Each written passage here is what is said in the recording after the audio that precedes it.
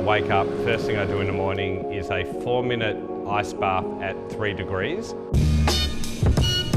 For tech entrepreneur Tristan Sternson, health and wellness isn't just his business, it's a way of life. My wife will call it an obsession. I call it a passion. Red light for your hair to make sure your hair doesn't thin as you get older. I take my blood works. There's about 65 different markers that I track. He's one of the founders of Super Young, a Melbourne longevity clinic among the many companies vying for a slice of the growing global wellness market, worth $2.5 trillion, according to consulting firm McKinsey. My name is Brian Johnson. I've been spending millions of dollars creating an anti-aging protocol. I love red light therapy. Negative 165 degrees in a cryotherapy chamber for 3.5 minutes, which is quite extreme. The movement promoting alternative or emerging health practices is often at odds with established medical bodies. The evidence base for a lot of them is minimal. I'll often talk to patients when they are talking about these tests and ask them, what's the cost of this? And ask something like, who is most likely to benefit? Is it you or is it the person who's selling the test? But the industry is being driven by insatiable consumer demand to measure and optimise personal health and even turn back the clock. Stem cells in there. I do stem cell treatments in the US. So I will do umbilical cord stem cells and I put that into my body. That's a real big anti-aging process for me. Got my biological age to 34.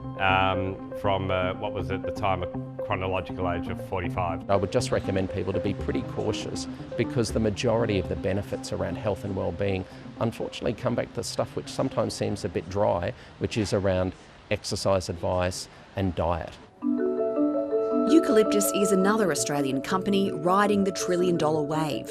Last year, the startup launched a longevity app for men, but pulled the pin soon after with hopes of relaunching in 2026. The patients really had a curiosity about their own diagnostics, were really keen to kind of make behavioural change, but probably weren't willing to pay out of pocket $1,500 a month, which is what we were charging at the time. Even so, the company, backed by Woolworths and Blackbird, has had a meteoric rise, led by its weight loss service, where customers can access prescription drugs like Ozempic via a telehealth app. Ultimately, more care is moving online. Do you feel that you're disrupting the health system? No, I think we're an evolution of where healthcare will definitely go. I think we make things more convenient, raise continuity, provide an array of services on a single platform. CEO and co-founder Tim Doyle says more than 100,000 people around the world bought weight loss drugs through the business, which kicked off just as the drugs became a global phenomenon. There is obviously a lot of money to be made in that Ozempic craze, so very savvy business model for sure, but is it ethical?